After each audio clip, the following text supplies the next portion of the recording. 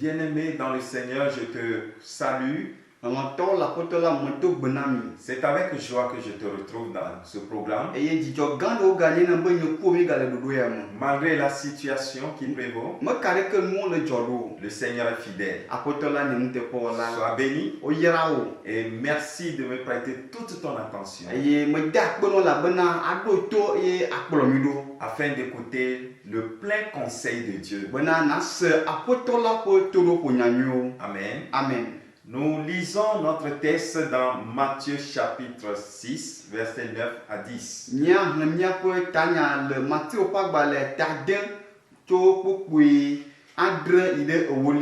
Matthieu chapitre 6, versets 9 à 10.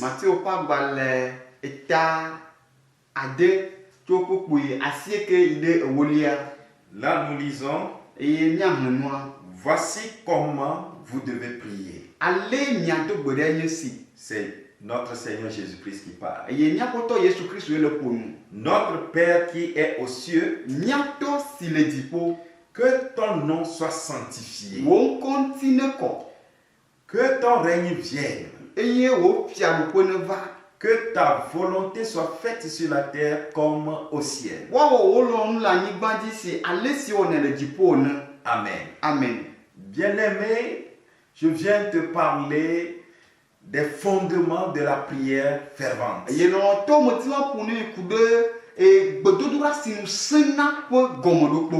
Les fondements de la prière fervente. Pourquoi tu dois connaître ces fondements? Aujourd'hui, avec la crise sanitaire, Covid-19, le monde entier est en train de crier. Et chacun dit, nous devons prier. Et chacun dit, le Dieu que tu connais, invoque-le. Mais la seule question que je veux te poser,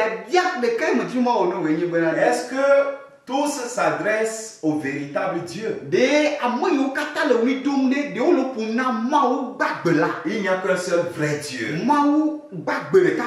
Et qui s'est manifesté. Qui nous a révélé une seule personne sur la terre. En qui nous devons croire pour être sauvés. Il s'agit de Jésus-Christ. Alléluia. C'est lui que le Père a recommandé pour nous.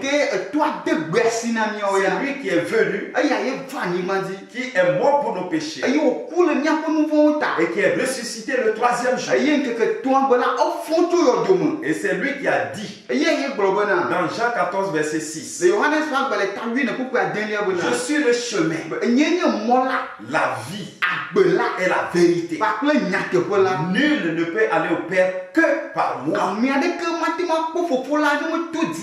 Tu comprends ça? C'est très fondamental.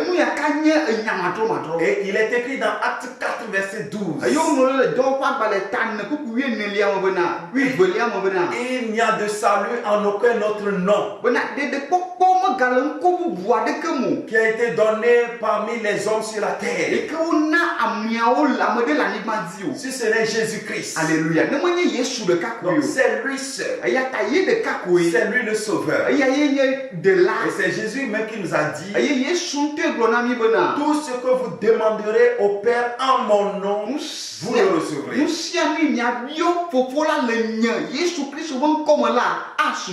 Alors les gens disent, nous devons prier. Les musulmans disent, nous devons prier. Les animistes disent, nous devons prier. Les gens des loges, des ordres mystiques disent, nous devons prier. Les satanistes disent, nous devons prier. Mais qui va exaucer la prière? C'est à quel Dieu nous voulons nous adresser? Jésus nous l'a révélé. Et le passage que nous lisons, Jésus a enseigné la bonne manière à ses disciples à prier. Il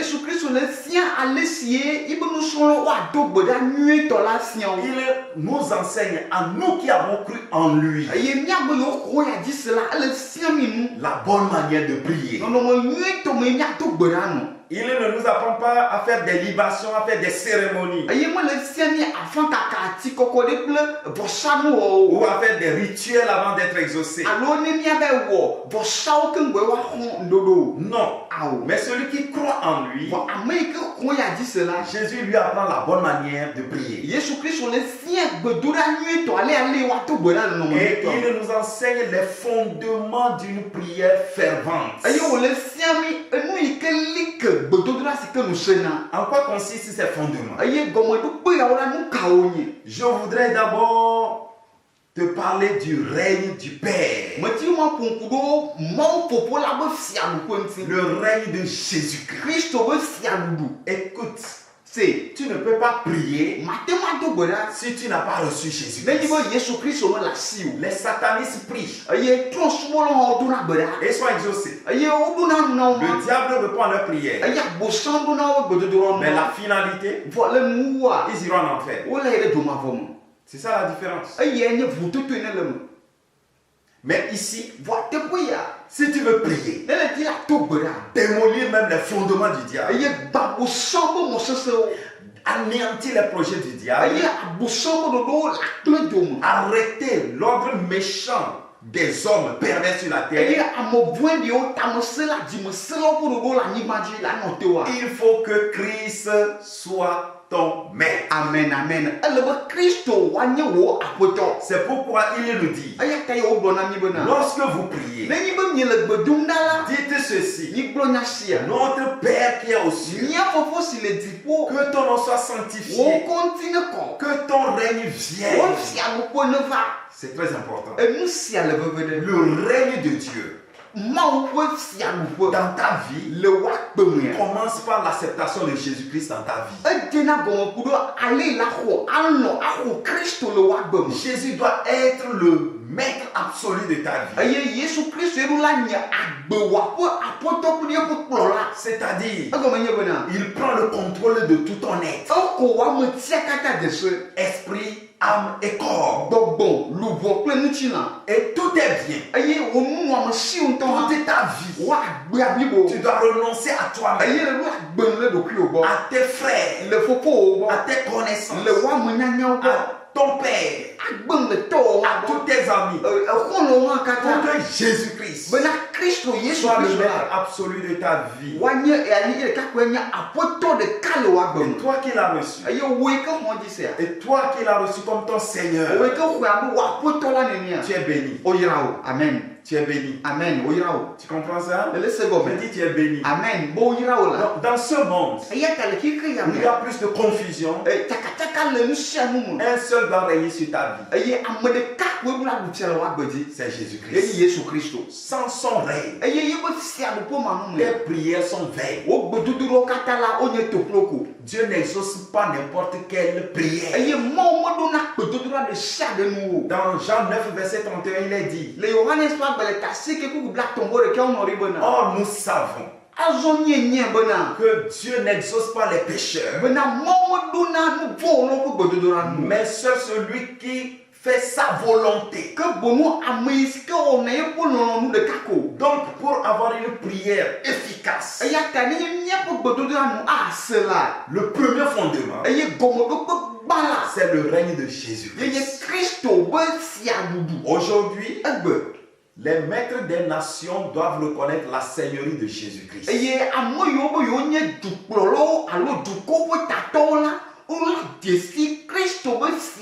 C'est très important. Les présidents s'affolent aujourd'hui. Les grands scientifiques s'affolent aujourd'hui. Le monde est bouleversé. Parce que le maître de l'univers qui est Jésus-Christ est ignoré.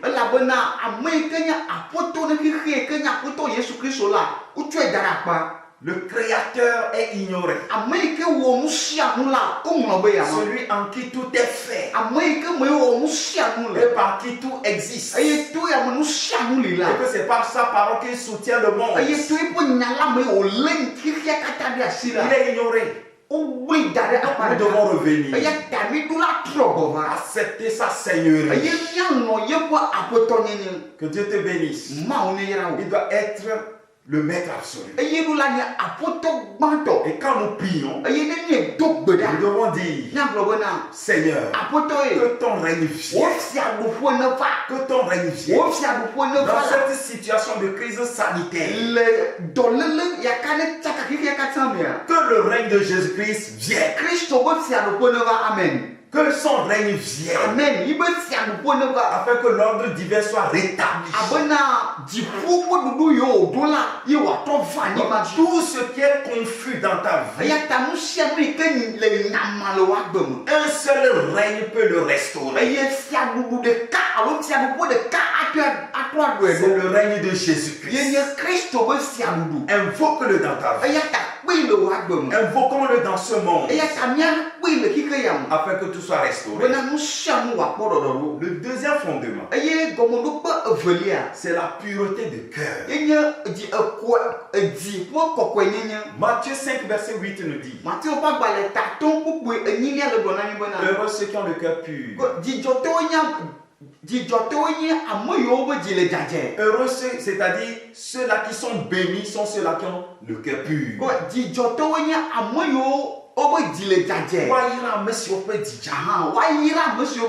Tu comprends ça? C'est-à-dire, sans la pureté de cœur, tes prières sont une abomination à l'Éternel, dit le livre des Proverbes.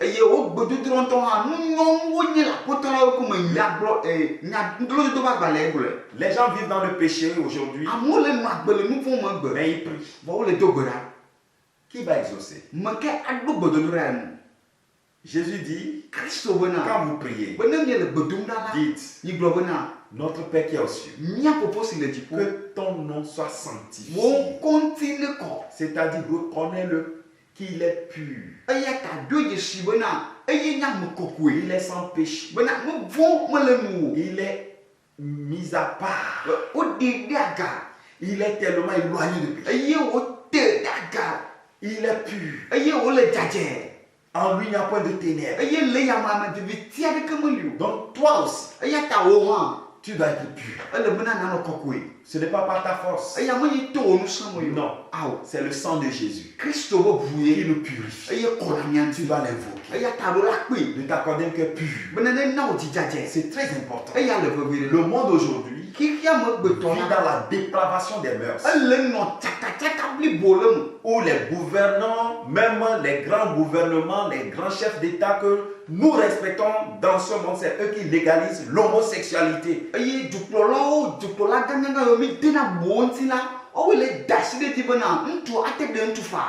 Le lesbianisme. Quelle humiliation. Quelle perversité. C'est horrible. C'est ce que les gens acclament aujourd'hui. Comment dans cette confusion Dieu peut nous exaucer? Les gens veulent se tuer. Ils veulent détruire le monde entier. Mais pour toi, fils de Dieu, dans cette situation, pour que ta prière soit efficace, sois pur de cœur. Éloigne-toi du mal. La crainte de Dieu, c'est haïr le mal. Il faut le haïr. C'est très important. Il faut haïr le mal. La pureté de cœur. J'attire ton attention. Abstiens-toi de répandre toutes les informations que tu reçois sur les réseaux sociaux.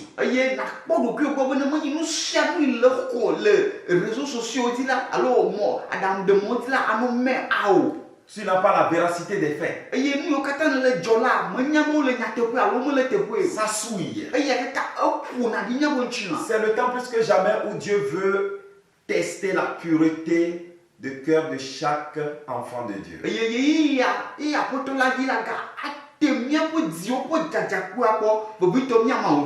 Tu sais, ces temps-ci, avec le confinement, un serviteur de Dieu a dit ceci. Les enfants de Dieu et plusieurs, les non-croyants, sont en train de verser dans la masturbation, dans la pornographie sur leur portable. Parce qu'ils n'ont rien à faire, et alors ils s'adonnent à ces loisirs malsains.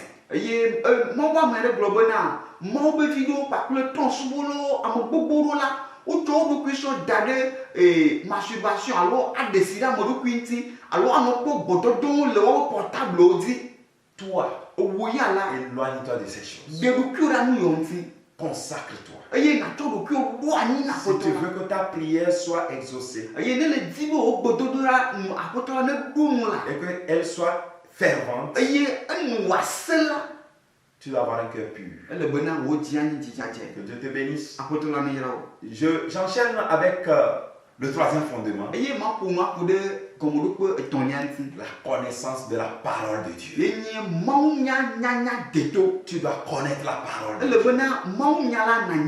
La vie de prière sans la parole de Dieu n'en est pas une. C'est de la parole de Dieu que naît la révélation pour la prière. Et dans Colossiens 3, verset 16, il est dit que la parole de Dieu, que la parole de Christ nous habite abondamment. Abondamment.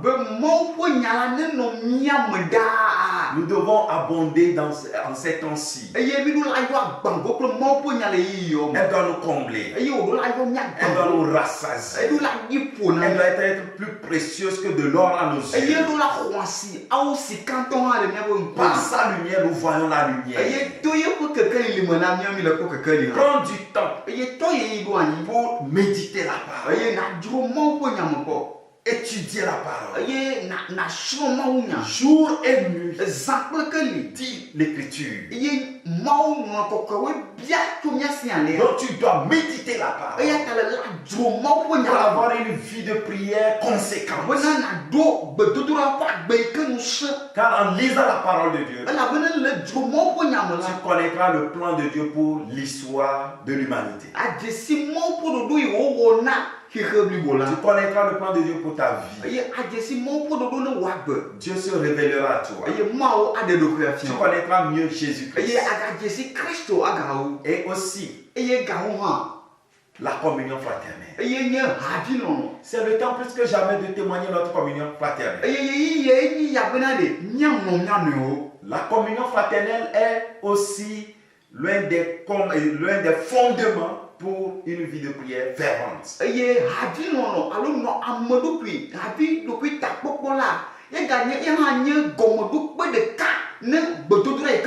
Tout ce qui se passe, nous devons nous souvenir des frères et des sœurs qui n'ont pas de moyens.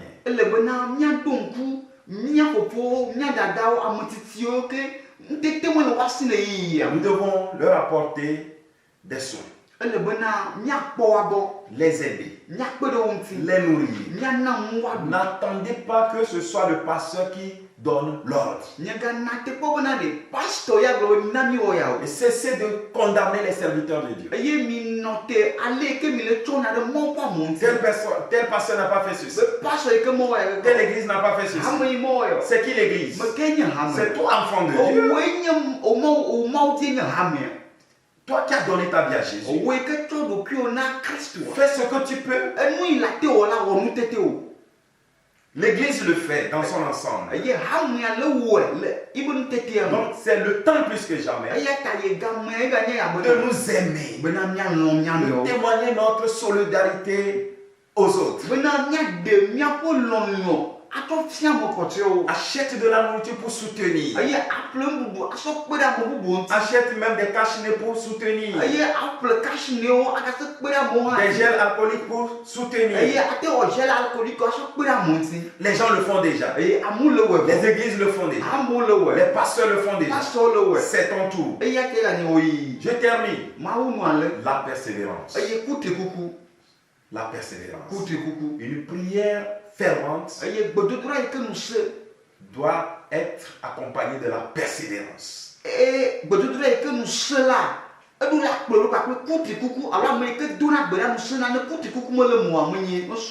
La persévérance n'est pas synonyme de répétition, c'est-à-dire répéter les paroles, répéter les mêmes paroles. Non, c'est pas ce que je dis. Mais ici, c'est de s'atteler à la prière pour la même cause jusqu'à l'exaucement. Amen.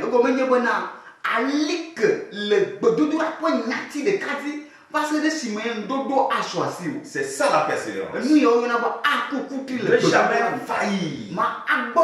Non. Ne te décourage pas. Ne pense pas que le Seigneur t'a abandonné. Il est au contrôle. Persévère. Jésus dit, celui qui persévérera jusqu'à la fin sera sauvé. Qu'il te sauve. Qu'il te fortifie. Que son règne s'établisse en toi. Et que sa pureté soit ta pureté. Que la connaissance de la parole de Christ soit ta vie. Et que toi-même, tu sois l'expression vivante de la parole de Dieu. Et que la communion fraternelle soit ton mode de vie. Et que la persévérance soit ton maître mot. Ne défaille jamais. Tant que le Seigneur n'a pas dit son dernier mot, sache qu'il est toujours au contrôle. Qu'il te bénisse. Je vais prier pour toi. Seigneur, merci pour mon frère, ma soeur qui me regarde maintenant. Bénis-le. Que le Seigneur te bénisse. Qu'il te fortifie. Qu'il te protège. Qu'il fasse de toi un homme de prière. Une femme de prière. Dieu veut une armée de prière. C'est ainsi. Des gens qui ne vont pas faiblir. Peu importe le langage des nations. Peu importe ce que le coronavirus fait. Dieu s'attend à avoir une vaillante armée dans la prière. Le Saint-Esprit te soutient. Te motive. T'encourage. Lève-toi. Et agis. Et lance-toi dans la prière. Et que ces fondements cités soient ton socle. Au nom de Jésus, sois béni. Amen. Amen.